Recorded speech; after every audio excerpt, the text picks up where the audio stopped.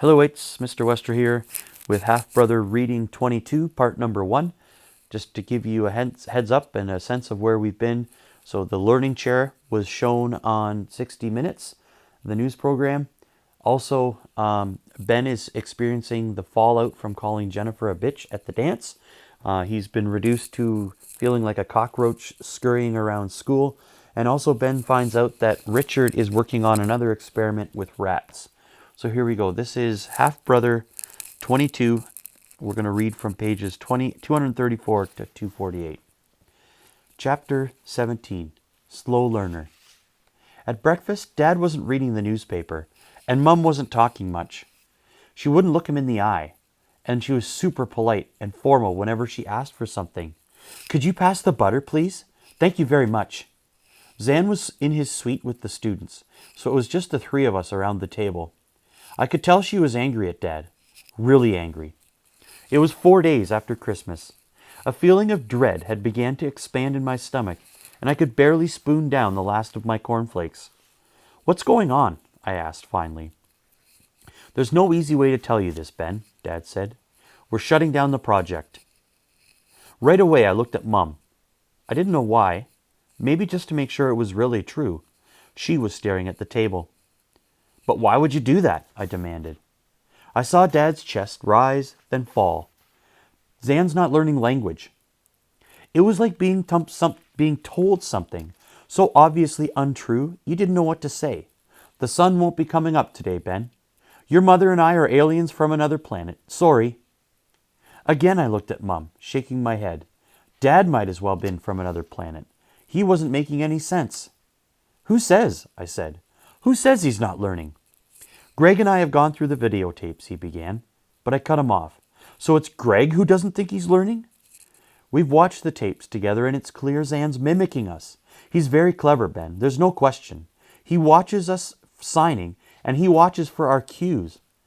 "Cues? We don't give him cues," I protested. "Oh, we do, Ben. You might not know it, but we do. It's very subtle, but our body language, our faces, our hands, they all give him clues about how he should be replying. Watching the tapes in slow motion, it's very easy to see. And because we know what the answer should be, we're more likely to get it." I shook my head. "I don't understand." "It's like this," Dad said. "I show him a toy, and he signs toy. I know it's a toy, so I'm more likely to see him sign toy, even if he hasn't. Not properly, anyway. I put it down in my logbook, but it's unreliable data." "We should have been doing double-blind tests," said Mum. "What are those?" I asked. "You use two people," Mum explained. "One person shows Zan the object. The second person doesn't see the object, but only watches Zan when he makes the sign. So the second person isn't expecting any particular answer. That way, it's completely impartial." "Zan tricked us," Dad said. "He tricked us?" I said. "We treat him like a human baby and pretend we're his real family, and he's tricking us?" Dad said, "Ben, control yourself." "Richard, he's upset," said Mum. "Losing his temper is not going to make it easier for him," said Dad. "Zan talks to us all the time," I insisted. "He asks for things. He'd learned 2 new signs last week." Dad nodded. "He's learning words. He's not learning language." "Well, what's the difference?" I said. "There's a pretty big difference, Ben," said Mum gently. "Language is how we use and organize words. Grammar, syntax, symbolism. It's a very complicated thing, language," Dad said. "And when I said tricked, what I meant is he imitates us. He wants to please us. He tells us what we want so he can get what he wants. Food, drinks, hugs, rewards of all kinds." He grimaced. "That's one of the many fatal flaws in the experiment." "No," I said.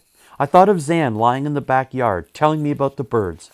I thought of him trying to comfort me when I was crying. I thought of him talking to his toys. He tells us what he's feeling.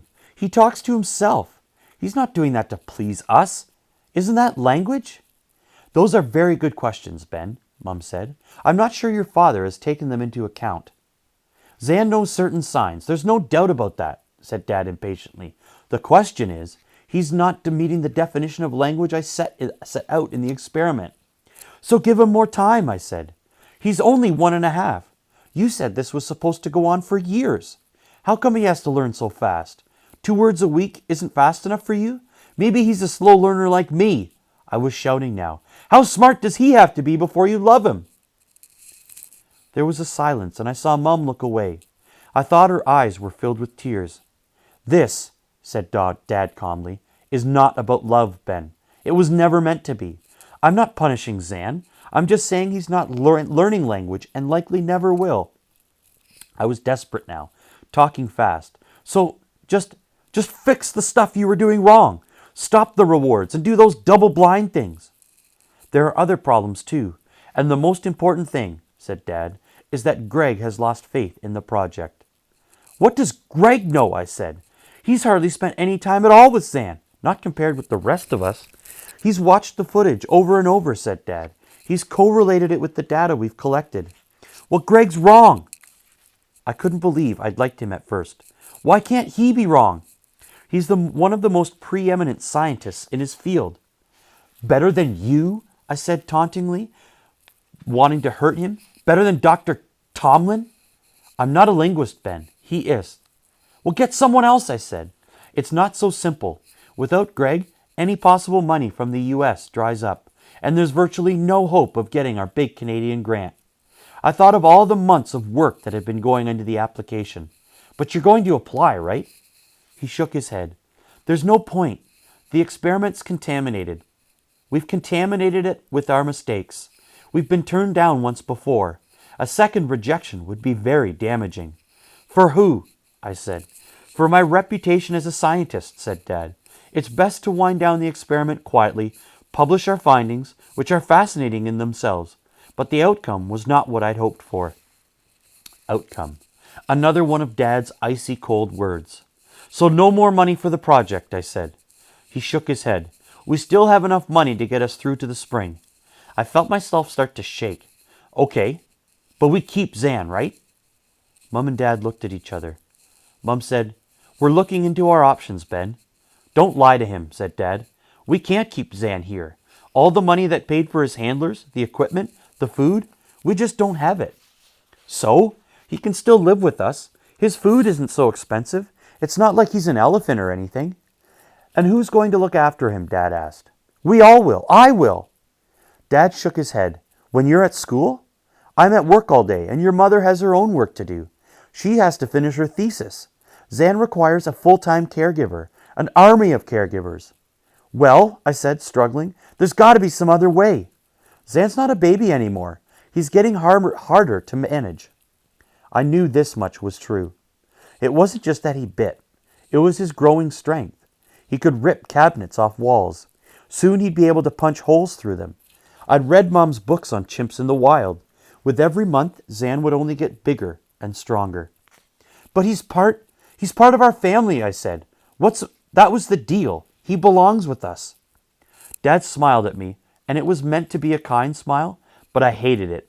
When I was starting out as a scientist, one of the smartest things one of my profs told me was that you can't love your experimental subject. You just can't. It's a very hard lesson to learn. He's not my experimental subject, I yelled. He's yours. He's my little brother. Dad tried to take my arm, but I pulled away. Ben, he's not your little brother and never will be. He's an animal. He's a different species. You wanted us to be a family.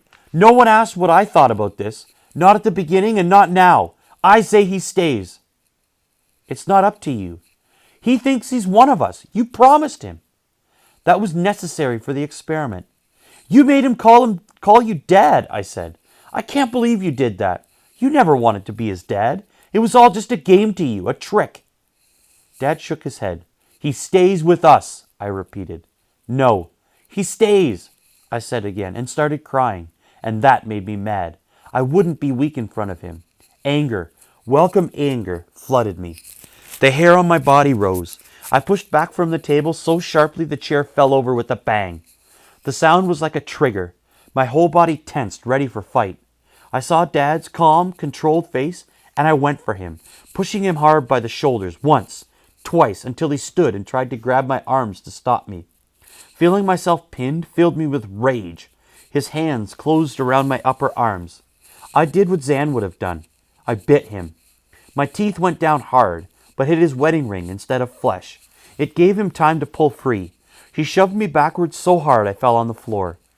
Mum hurried over to me, but I ran to the front door, grabbed my jacket, and went outside. I think she came after me, but Dad was shouting at her to let me go, to let me blow off some steam. I got my bike out of the garage and tore off.